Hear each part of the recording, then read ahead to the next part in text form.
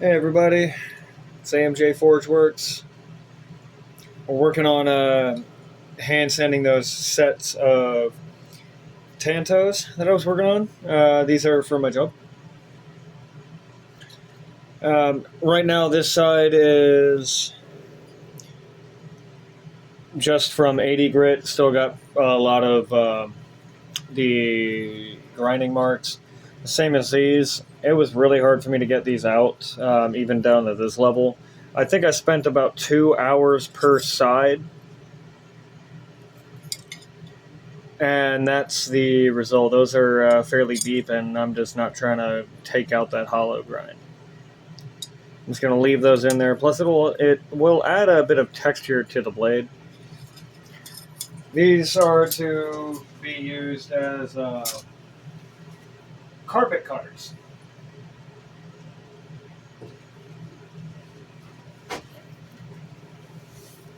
Now, in all seriousness, I am not by any means about to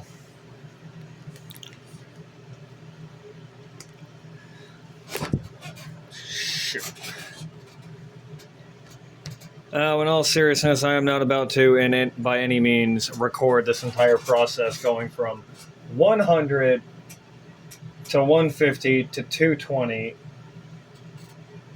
to 400 because I don't have any 320 left, and then to 1,000. I'm not going to do that whole process on video. Where's that strip of 100?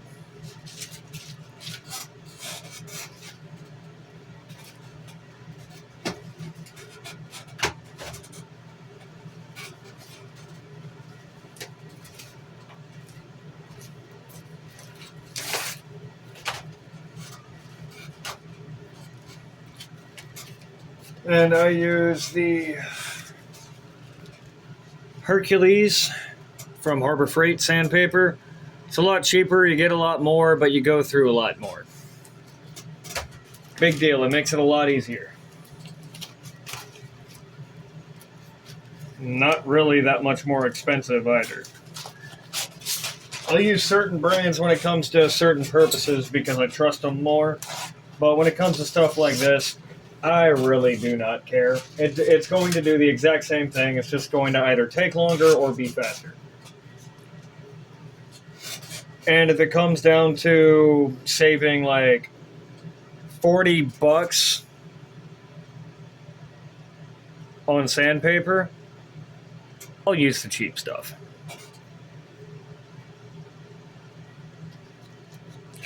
I've got a big bucket of water here, so I can just pick the water up and dump it on myself.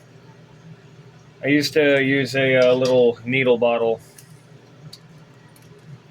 and I'm just like, yeah, nah.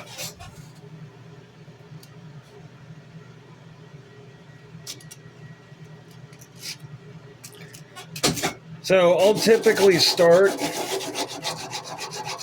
in the same direction as the grind marks are from the sander.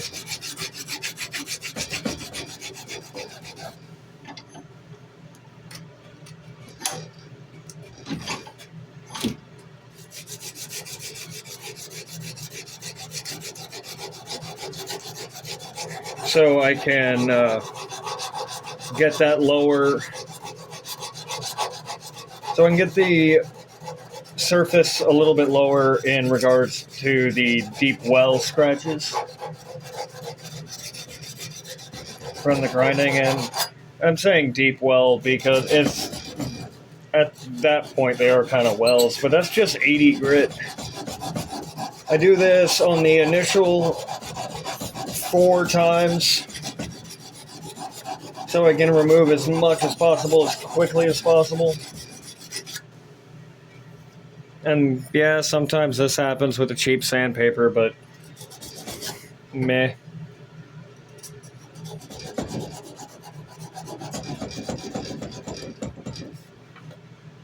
Yeah, I gotta tighten down my vise all the way. Oh, the vise.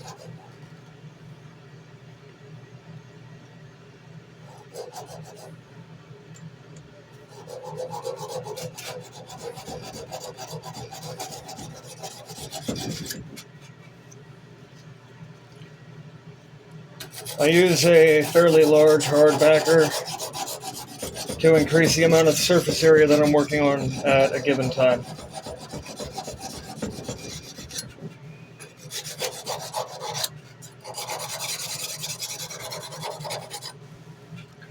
This part of this style of knife, I'll go like 3 different directions on, but ordinarily I'm just doing 2 because it works out well enough.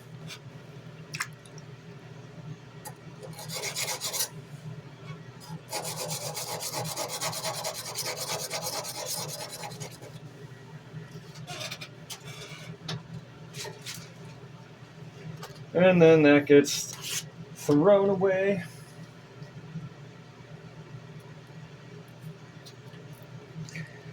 I like to do this sometimes so I can save or use it at least like 3 times.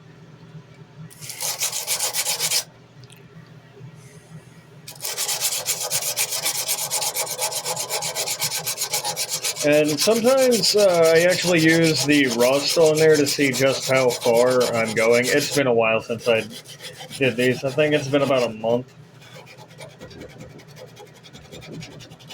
since I worked on these. Because this order is not for like another 3 months. It doesn't have to be ready until then. And I've had a bunch of other projects I've needed to work on. And again, these are just our stock removal knives. We will have this one available for production if people are interested in it. But this set right here, I'm making for my employer. And they're mainly going to be used as carpet cutters. A permanent knife to be used for that so we can stop going through razor blades. So 8670, it's a really tough steel. It sharpens pretty easily.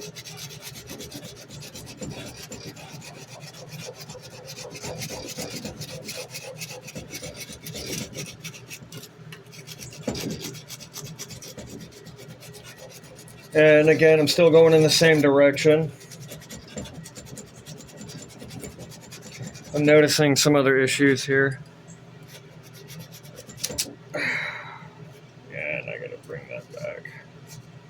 So we're going to swap that around. No, forgot.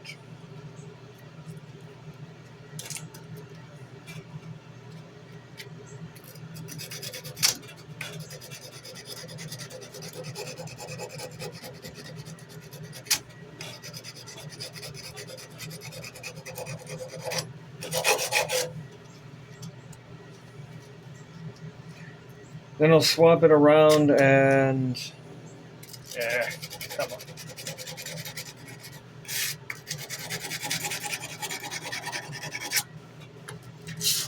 And another nice coat of water here.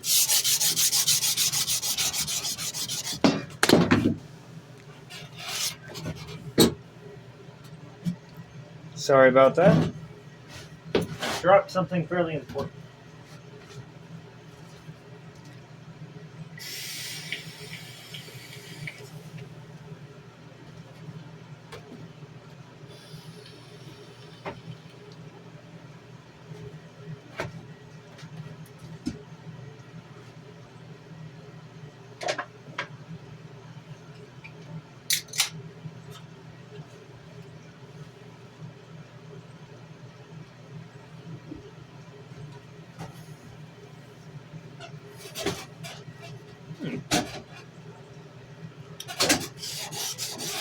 The reason I only go 2 directions is because I'm essentially cross-cutting it on a surface level by doing that and removing material a lot faster.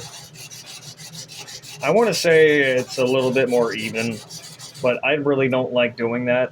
The little circular motion, it hurts my wrists. starts making my arm cramp up really, really bad. And like this is already kind of bad, but I can tolerate it a lot easier. Because I also have to press sometimes, and while I'm doing that, I'm pressing up on the blade. And none of this is hardened right now either. Like, I do all of this work while it's in the annealed state.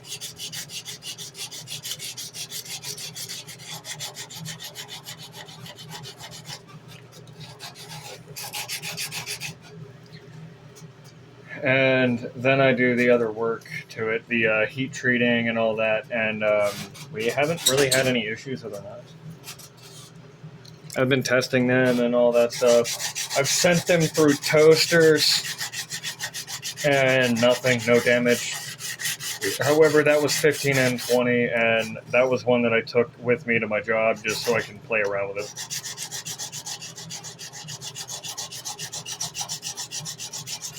These are all full tang.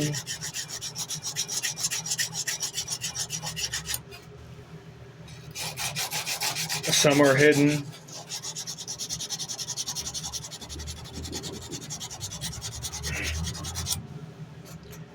And some are scaled handles.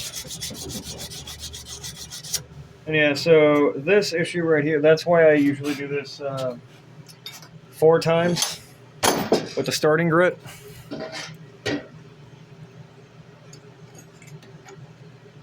Let me go ahead and zoom that back out now.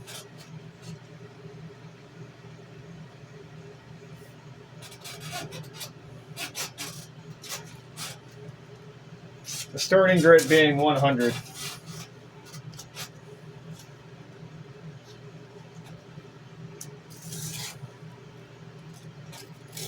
And then I go back the original direction that I started with, in line with the... Oh, crap. My bad. So I forgot with the hollow grinds, I have to do this as well.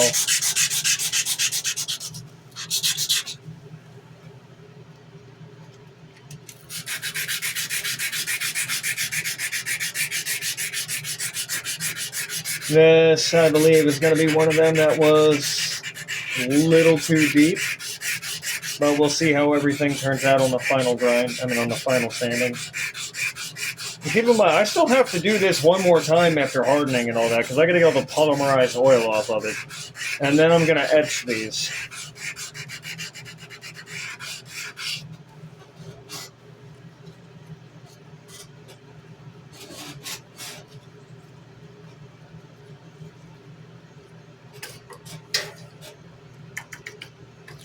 And yes, I use water with dry sandpaper. It just makes it a lot smoother, keeps the heat down, and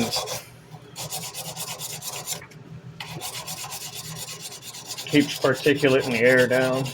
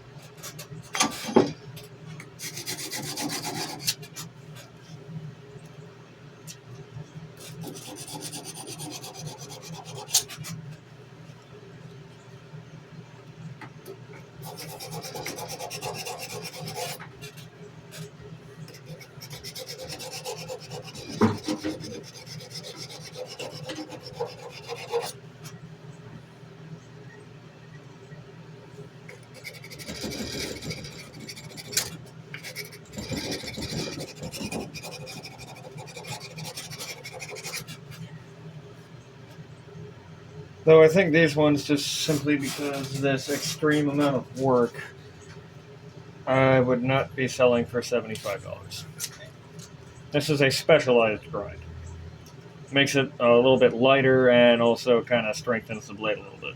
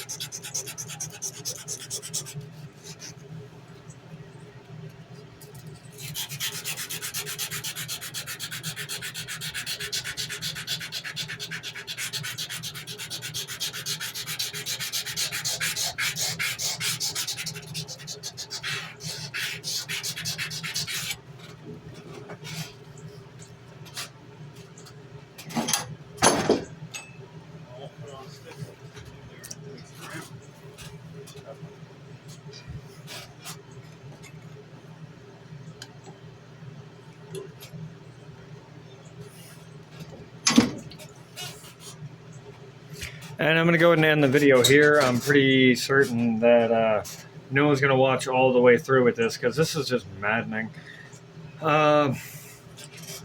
Take it easy. That's how we do this here at AMJ Forge Works. Have a great day.